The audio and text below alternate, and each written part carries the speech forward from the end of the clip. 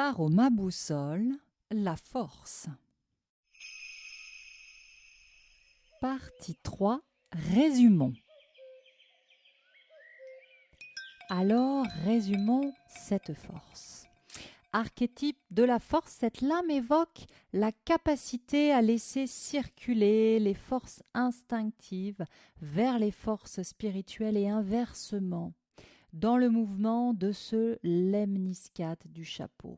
Un ancrage solide, une volonté à toute épreuve, une force tranquille, une autonomie ouverte sur le monde extérieur nous permettra de nous appuyer sur nous-mêmes avec créativité et force de caractère. Le sentiment de sécurité provient ici d'une confiance dans notre animal de pouvoir symbolique, notre chien de garde intérieur, notre lion royal. Voilà. Néanmoins, le risque est important à cette étape de se décentrer, d'entrer dans un chaos destructeur et agressif ou dans un mouvement inverse et de refouler nos forces primaires, la sexualité, la libido, la puissance, les forces vitales et créatives, nous enfermant dans une force destructrice intérieure. Alors la conscience serait ici encore un maître mot, conscience des forces qui nous animent et animent le monde. D'un point de vue initiatique, nous parlerons ici donc de contrôle des sens, de maîtrise des pulsions, de contrôle de l'homme sur sa psyché, nécessaire au principe de verticalisation. Entendons bien qu'il s'agit d'une écoute et non d'un durcissement intérieur. Il est question de communion, de cohabitation, de danse intérieure et non de privation. Alors ici, vraiment, on est invité à sortir de l'ego dans cette force pour entrer dans une vision humaniste, voilà, au service du vivant, en sortant de nos besoins de gratification égotique, voilà, vraiment autour de cet ego qui voudrait être gratifié de sa force, de sa virilité, de ses capacités, voilà. Et bien ici, on serait vraiment invité à sortir de ça pour entrer dans une vision globale, voilà, et se mettre au service des autres à partir du moment où on a trouvé nos points d'appui intérieurs. Et on entend ici comme un écho dans l'ermite, hein, l'ermite qui nous invitait à trouver nos points d'appui en allant vraiment explorer notre monde intérieur et nos expériences de vie. Eh bien, arrivé dans la force, on a trouvé notre lumière intérieure, on a trouvé cette terre et il s'agit maintenant de se mettre au service du monde extérieur. Voilà. Alors, dans notre boussole intérieure, on trouvera ici, en termes de mots-clés, eh bien dans cette boussole, on va trouver les qualités. Voilà, les qualités de cette étape de notre boussole. On va être vraiment donc sur la force intérieure, la force de volonté, le centrage, l'ancrage, l'autonomie, l'indépendance, la confiance, l'affirmation de soi, l'alignement, les instincts, la maîtrise de soi, la volonté, l'amitié, une cohabitation harmonieuse esprit-corps, de l'énergie, bien sûr, de la puissance, de la détermination, une forme de détachement et puis à la toute fin vraiment un lien à la source, un lien à l'âme. Voilà, tout ça, ce sont toutes ces qualités qu'on va trouver dans cette carte, dans cette étape de notre boussole et donc dans un tirage, bien sûr, ça va nous parler de tout ça. D'un point de vue de difficulté, à l'inverse, dans notre boussole, eh bien, on va parler des difficultés liées à l'agressivité, à la violence, aux pulsions, le fait d'être complètement asservi au sens, relation dominant-dominé, donc les rapports de force, donc les passages en force, donc la toute-puissance, les problématiques de sexualité, l'épuisement face à l'effort, le manque de confiance et le doute sur les capacités physiques. Voilà. Alors, dans nos personnages intérieurs, finalement, dans nos facettes intérieures, dans nos sous-personnalités, voilà, hein, quel que soit le nom qu'on nomme à ces parts de nous, qui vivent. Donc là, on a 22 parts de nous, 22 arcanes majeures. Et bien ici, on serait dans notre personnage intérieur. Alors, bien vécu, ça va nous parler de notre personnage volontaire et déterminé. On a ici un personnage, une sous-personnalité qui peut avoir une détermination à toute épreuve. On a la part intérieure, notre personnage intérieur qui représente la confiance en soi, qui est ancré dans l'instinct et qui nous confère une grande sécurité. Donc, on a vraiment la sous-personnalité intérieure, le personnage qui a une extrême confiance en lui. À l'inverse, on a aussi notre personnage intérieur qui est celui qui est soit en rapport de force avec les autres, voilà, notre sous-personnalité qui se met tout le temps en rapport de force avec les autres, ou alors notre personnage impulsif, agressif, celui qui n'hésite pas à mordre parce que dans le fond, il manque de confiance et il a peur. Et à ce niveau-là, c'est intéressant de se rendre compte que finalement, les personnes agressives ou celles qui cherchent à dominer sont presque celles qui ont le moins de confiance, le moins de force intérieure et qui du coup la cherchent à l'extérieur. Voilà, c'est assez intéressant. Alors dans un tirage, cette carte, lorsqu'elle sort, bien sûr, elle peut déjà, d'un point de vue plus divinatoire, évoquer un nouvel élan. On l'a vu le 11. Piouk, il y a une impulsion.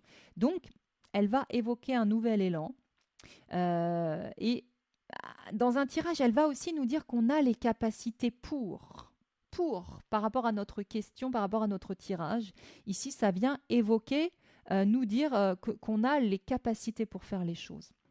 Alors, dans un tirage, cette lame va nous proposer, tout ce qu'on vient de voir. Dans un tirage, elle nous propose de nous centrer, de revenir à nous, de faire preuve d'autonomie. Elle nous propose de faire preuve d'autonomie, de revenir intérieurement.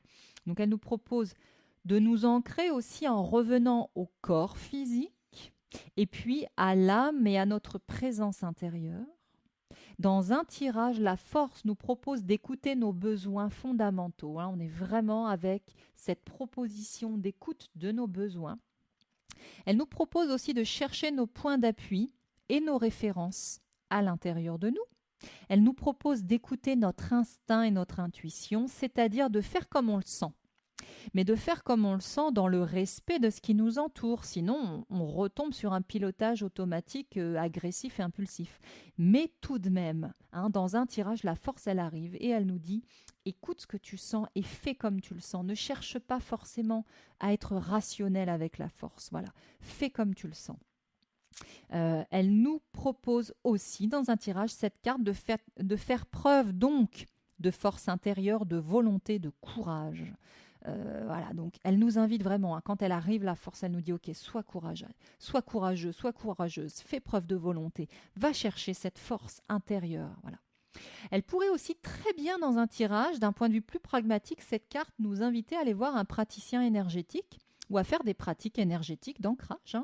Très clairement, d'aller travailler sur notre énergie vitale, de faire un peu de tai chi, de qigong, voilà, toutes ces pratiques, ou d'aller voir quelqu'un qui va rééquilibrer ça à l'intérieur de nous. Donc voilà, et bien sûr plein d'autres choses que vous allez tirer de cette vidéo qui vont vous venir. Voilà, à votre avis, que vous propose dans un tirage cette carte. Et donc, bien sûr, la principale activité, j'ai envie de dire, des lames de tarot, c'est qu'elle nous questionne. Donc surtout quand elle arrive dans un tirage, elle vient nous poser des questions. Donc elle va nous demander par exemple, comment vivez-vous la relation à vos instincts, à vos pulsions? Savez-vous les écouter? Ou alors les faites-vous taire? Ou en êtes-vous esclave? Voilà. Comment vivez-vous la relation à vos instincts? C'est une question que pose la force. Mais elle demande aussi la force, quels sont vos besoins et vos désirs profonds? Elle vous invite à vous arrêter et à les dialoguer, écouter et d'aller vous demander quels sont vos besoins. Ok, c'est quoi mes besoins vraiment en ce moment? De quoi j'ai besoin? Parce qu'il y a ce que je désire et il y a ce dont j'ai besoin. Voilà. Donc d'aller voir tout ça, elle nous demande à nouveau, savez-vous faire preuve de confiance, de courage et de détermination en vous appuyant sur vous-même? Sinon, comment vous pourriez améliorer ça? Elle nous questionne aussi sur comment nous vivons l'amitié. Est-ce qu'on sait organiser un groupe? Est-ce qu'on sait être une force de cohésion? Est-ce que peut-être on aurait besoin de ça par rapport à notre tirage? Elle nous demande aussi, est-ce que vous savez utiliser votre intuition? Voilà, est-ce que vous savez écouter votre instinct? Et puis trouver votre réponse là, vraiment dans votre ventre, dans vos tripes, hein. Savez-vous écouter votre ventre, hein, serait vraiment une question de la force. Et puis quand même, d'une autre manière, elle va nous demander, ok, en ce moment, est-ce que vous seriez dans une situation dominant-dominé? Voilà. Est-ce qu'il y a un dominant dans votre entourage ou est-ce que vous êtes dominant? Ou en tout cas, est-ce qu'il y a une relation dominant-dominé par rapport à votre question, hein? Ça, c'est intéressant. Somatisation. Alors, somatisation, bien sûr, tout ce qui concerne les muscles puisqu'on est dans la force, donc on ne va pas laisser ça de côté. Les claquages, voilà, tout ce qui fait qu'on est passé en force dans le corps. Voilà, donc tout ce qui concerne la force musculaire, les muscles, donc tout ce qu'on pourrait abîmer autour de ça. D'un point de vue plus énergétique, on est complètement dans tout ce qui va être lié à l'énergie vitale, donc faible, hein. Somatisation, on est sur une fatigue physique, un manque de force, voilà, c'est dur de porter son corps, voilà, on a plus de force. En somatisation, on va être autour des somatisations, autour de la sexualité, bien sûr, dans cette lame-là. Alors, c'est pas la même sexualité que dans le diable, hein. Ici, on est dans une sexualité en termes d'instinct, hein, vous avez compris, hein, voilà. Donc, somatisation, on aura des blocages, des refoulements autour de nos désirs profonds, autour de la sexualité. Voilà. Donc, quand il y a vraiment des choses compliquées avec ça, on peut être en lien avec la force. Et puis, bien sûr, donc là, c'est très douloureux. Faut vraiment y aller avec des pincettes avec cette carte par moment, parce qu'en somatisation, en difficulté, bien sûr, on est aussi dans les cas d'abus, hein. Cette lame peut être vraiment vécue très violemment euh, quand on a subi des abus, des intrusions, voilà. Et ben on est complètement dans cette carte-là, hein. Donc là, ça va vraiment demander d'apporter beaucoup de douceur et d'écoute parce que on ne peut pas minimiser ça. On ne peut pas minimiser ça, c'est dans cette lame, ça fait partie des difficultés, c'est réel et on prend ça avec douceur. Voilà. En tout cas, c'est aussi vraiment dans les somatisations liées à cette carte-là. Donc, il s'agira dans un travail thérapeutique d'aller écouter bien sûr toutes ces blessures, toute cette violence, mais de ne pas rester dans la position de victime. Il faut absolument accueillir la position de victime, valider la position de victime, mais ensuite pouvoir reprendre la main là-dessus sous peine de tout refouler. Ce qui est logique de se protéger. Donc c'est tout un travail pour pouvoir à nouveau faire circuler quand même ce flux-là intérieur. Voilà. Pour activer, d'un point de vue plus énergétique, plus magique, vos cartes de tarot. Alors ici, on va aller utiliser notre carte de la force. Alors déjà, pour renforcer notre force de caractère, notre volonté, notre affirmation, on peut aller travailler avec cette force, nourrir notre énergie vitale, bien sûr. Notamment, on pourrait compléter le fait d'activer cette carte, de mettre une bougie dessus, hein, tout ce qui va vous permettre de vous relier à son énergie. Vous pourriez en plus faire des pratiques d'ancrage. Hein, puisque ça, c'est facile. Si vous l'activez pour nourrir votre énergie vitale, en plus, on va faire des pratiques d'ancrage. On peut activer cette carte pour réveiller nos ressources intérieures, notamment, comme je vous le disais, pour sortir d'une situation dans laquelle on est victime. Hein, donc, pour récupérer nos ressources intérieures et chercher quelles sont mes ressources, on va travailler avec cette force. On va l'activer aussi pour activer notre puissance d'action. Et puis notre clarté de jugement pour mener à bien nos projets. Hein, il y a quelque chose quand même un peu du héros là-dedans qui peut vraiment nous aider à mener à bien nos projets. Voilà. Et puis pourquoi pas activer cette carte pour activer une protection spirituelle. Notamment, alors bien sûr ça me parle puisque ça fait partie de mes pratiques, mais notamment dans un travail chamanique avec les animaux de pouvoir. puisque in fine, on est quand même complètement dans cet archétype et dans cette réalité d'accompagnement spirituel par des forces spirituelles. Voilà, donc on peut travailler d'un point de vue chamanique à se connecter à nos animaux de pouvoir, à notre animal, totem, etc., en reliant ce travail-là à cet arcane de la force. Voilà, c'est possible d'aller demander protection spirituelle à nos animaux de pouvoir avec cette carte. Voilà tout ce que je voulais vous raconter sur cette force. Il y aurait encore et encore à dire, mais voilà, on arrête là. Donc j'insiste sur les besoins, l'écoute de mes besoins fondamentaux avec cette force. Voilà, eh bien, j'en termine avec cette force et puis je vous retrouve dans l'étape suivante avec le pendu et on verra si ce pendu a intégré cette force centrale. Reprenez votre carte de la roue de fortune et allez voir cette force. C'est le centre rouge de la roue qui nous invite à nous mettre au centre de cette roue pour ne pas être ballotté dans la machine à laver tout autour. On sait que le centre, c'est le lieu du calme, l'œil du cyclone. Et c'est important parce que, je vous le disais, je vous retrouve avec le pendu, on aura derrière l'arcane sans nom. On arrive sur des énergies exigeantes, donc restez avec cette force intérieure, gardez-la avec vous. Je vous dis à très bientôt avec le pendu.